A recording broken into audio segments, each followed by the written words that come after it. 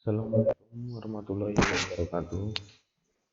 Selamat berjumpa kembali di pertemuan pada mata pelajaran sejarah peminatan. Ya, pada kesempatan hari ini kita membahas mengenai penelitian dan penulisan sumber sejarah. Oke, pertemuan yang sedang berlangsung ini ya adalah bab ketiga, penelitian dan penulisan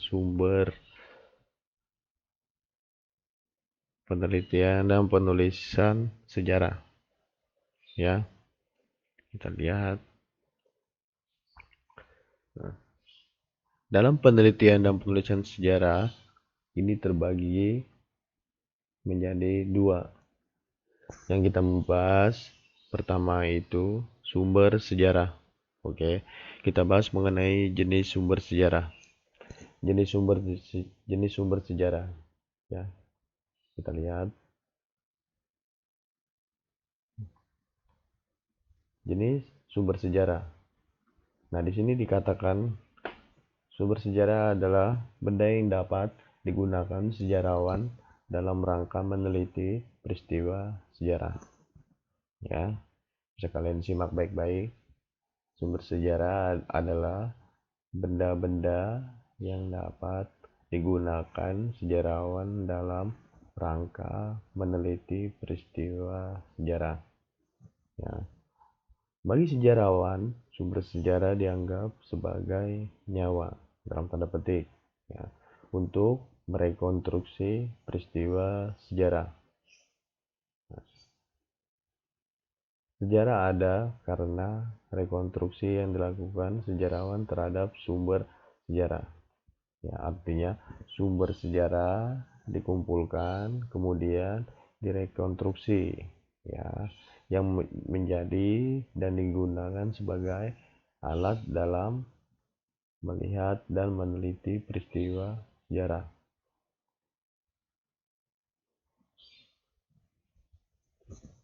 Selanjutnya, sumber sejarah dibedakan menjadi dua jenis.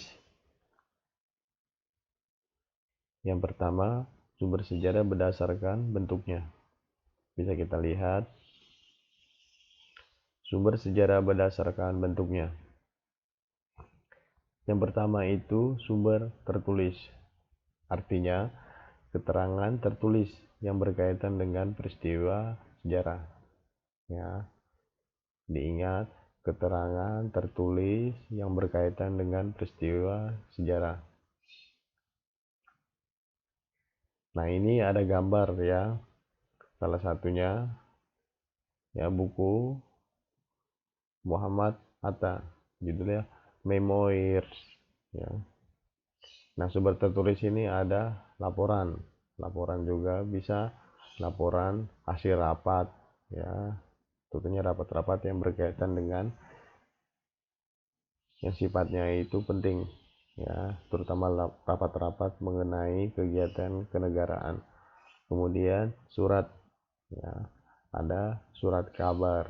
Surat kabar itu kan terdiri dari koran ya, majalah ya, kemudian ada catatan harian, kemudian ada autobiografi. Dari sini saya kira bisa dimengerti dan dipahami, mudah-mudahan ya. Kemudian yang kedua, sumber lisan.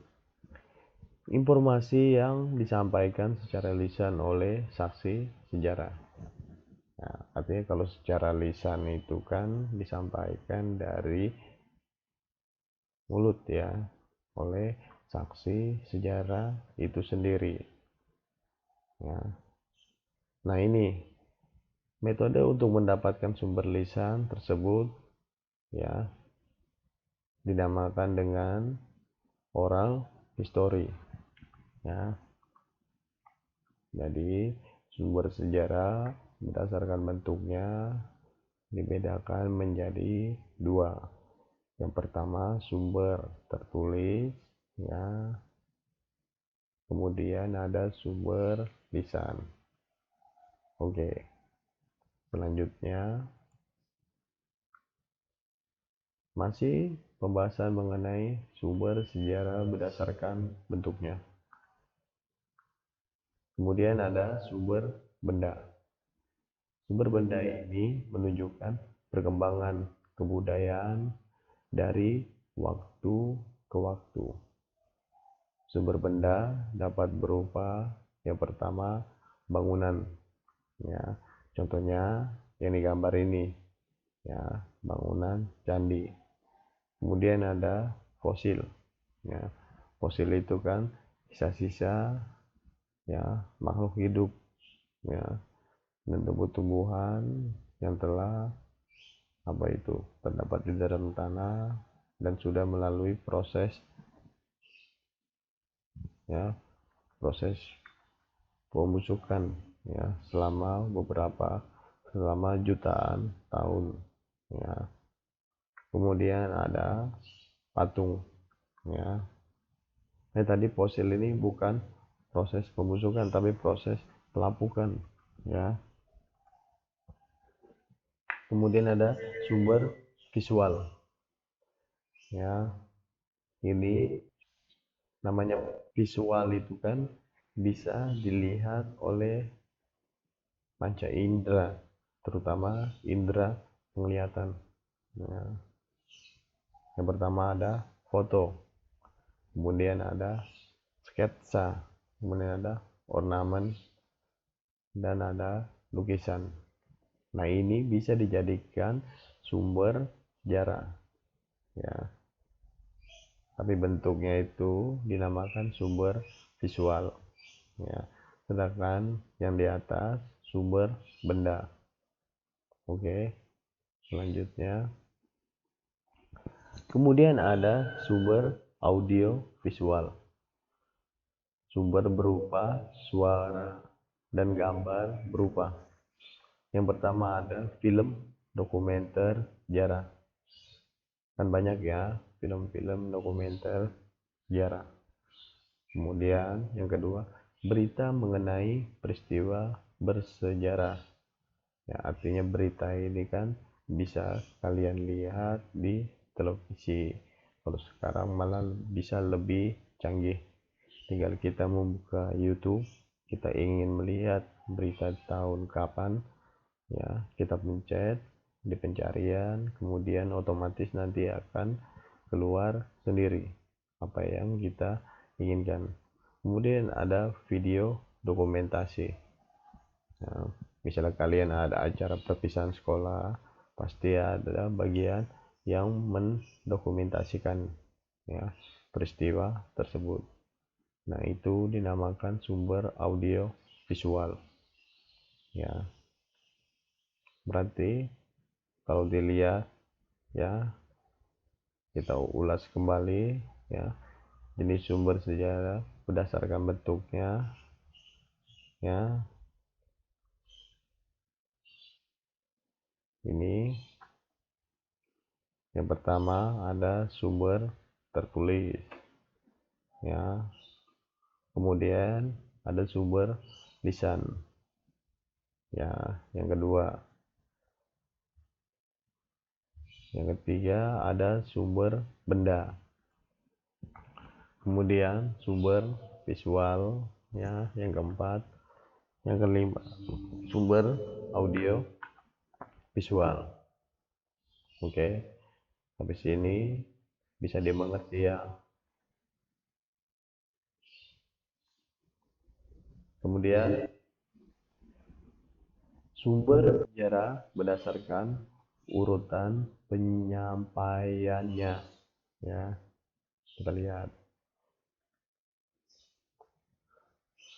bagaimana klasifikasi sumber sejarah berdasarkan urut penyampaiannya. Klasifikasi ini adalah pembeda, ya, perbedaan. Nah, ini ada berapa ini? 3 kotak, ya. Yang pertama, sumber primer adalah kesaksian langsung para pelaku peristiwa sejarah. Ini dinamakan sumber primer, ya. Kemudian ada sumber sekunder. adalah kesaksian dari seseorang yang tidak terlibat langsung dalam peristiwa sejarah. Ya, kalau ini kan sumber primer ini kesaksian langsung para pelaku peristiwa sejarah. Ya, misal kesaksian dari Soekarno ketika ia menyampaikan pidato teks proklamasi. Sedangkan sumber sekunder ini bisa jadi ini ya kesaksian dari seorang wartawan ketika ia meliput pembacaan teks proklamasi kemerdekaan Republik Indonesia. Kemudian ada sumber tersier berupa buku-buku sejarah yang disusun berdasarkan laporan penelitian para ahli sejarah. Ya, ini klasifikasi sumber sejarah berdasarkan urut penyampaiannya. Oke, kita lanjut. Nah, ini contohnya ya. Ini naskah perjanjian Giyanti ya. Perjanjian Giyanti ini kan perjanjian yang dilakukan oleh pemerintah kolonial Belanda ya, dengan memecah wilayah Mataram ya, yang nanti menjadi Yogyakarta dan Surakarta ya.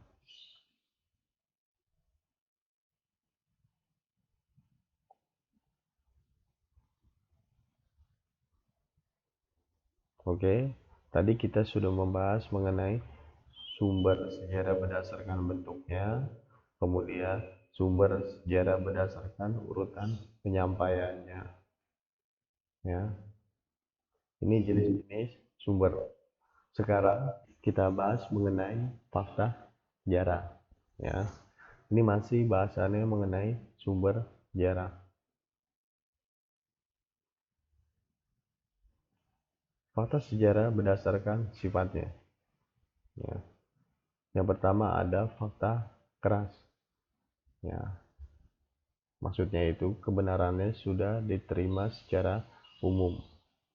Nah, contohnya peristiwa pembacaan teks proklamasi kemerdekaan Republik Indonesia. Itu kan yang membacakan teksnya adalah Insinyur Soekarno. Itu sudah menjadi fakta keras ya, dan tidak bisa ditentang. Kemudian ada fakta lunak. Kebenarannya masih terbuka untuk diperdebatkan. Nah, salah satunya itu contohnya peristiwa sejarah yang masih kontroversial mengenai gerakan 30 September ya. Kemudian ada inferensi, ide sebagai benang merah yang menyembatani antara fakta ya. Bisa kalian ya cari lebih lanjut apa yang dimaksud dengan inferensi. Ini kalau menyangkut ide ya berarti pemikiran ya. Kemudian ada opini, pendapat pribadi yang tidak didasarkan atas pendapat umum ya. Ini maksudnya pendapat perseorangan ya. Itu fakta sejarah. Kemudian fakta sejarah berdasarkan bentuknya. Ada social fact, menggambarkan keadaan sosial ya, suasana zaman dan sistem kemasyarakatan ya. Artinya peristiwa masa lalu tentu berbeda keadaannya dengan peristiwa yang sekarang ya. Kemudian ada mental fact, menggambarkan suasana pikiran dan sikap yang mendasari suatu karya cipta ya. Kemudian ada artifact, benda-benda peninggalan masa lampau ya. Ini berdasarkan bentuknya ya. Suasana pikiran ya, mental fact ya. Kalian bisa lihat ya bagaimana suasana pikiran, ya, terutama pikiran seorang Soekarno ketika ia menulis teks proklamasi kemerdekaan, ya. Nanti kan bisa dilihat dari ini ya, yang mendasari suatu karya cipta, ya.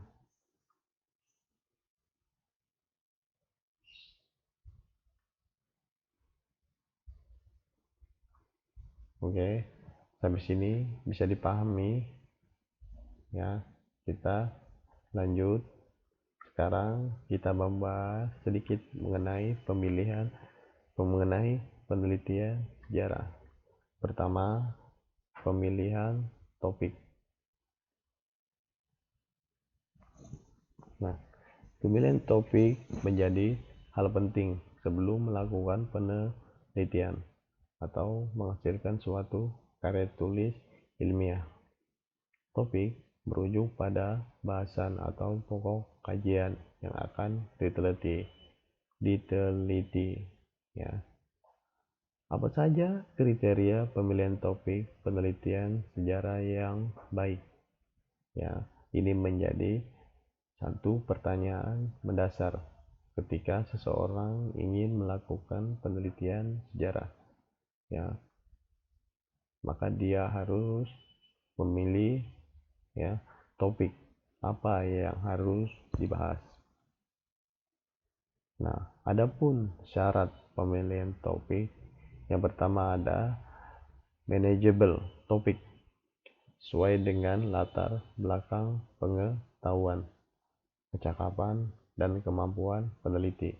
Ini harus disesuaikan, ya. Kemudian ada obtainable data, mempertimbangkan ketersediaan data atau kepustakaan, garis miring, literatur, arsip, dan sumber lisan. Kemudian teknik pengumpulan data serta lokasi penelitian, ya. Ini kemudian yang ketiga, significance of topic, memiliki manfaat perkembangan, ya, khususnya itu untuk ilmu pengetahuan.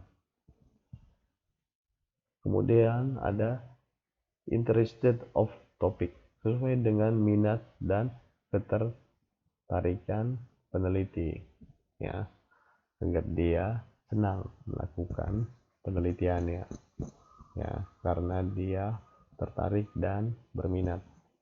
Nah, ini kriteria pemilihan topik sejarah yang baik, ya. Masih pembahasan kita mengenai pemilihan topik.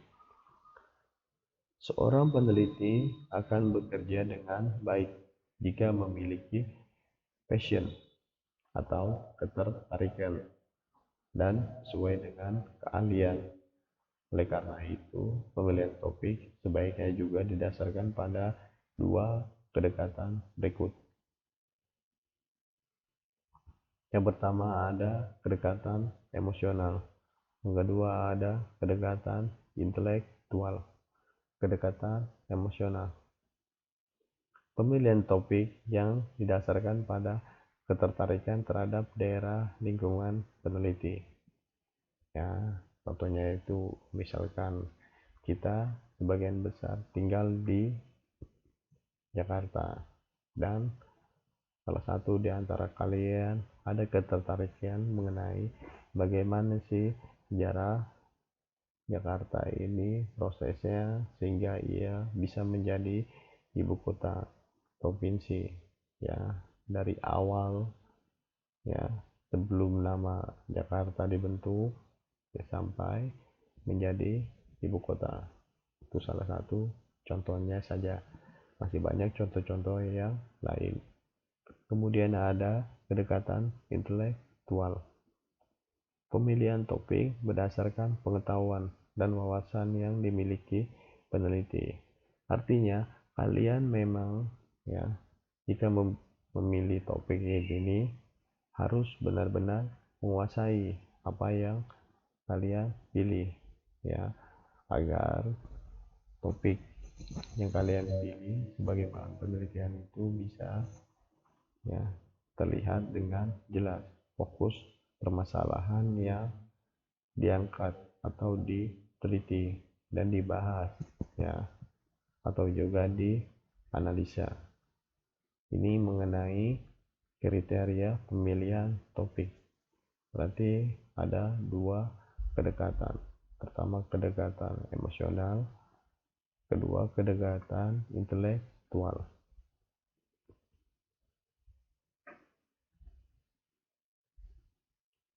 Kemudian heuristik. Nah, heuristik dalam proses penelitian sejarah ya ini artinya pengumpulan sumber. Apa yang dikumpulkan? Nah, tentunya adalah sumber-sumber sejarah yang berkaitan dengan pemilihan topik dalam penelitian sejarah ya.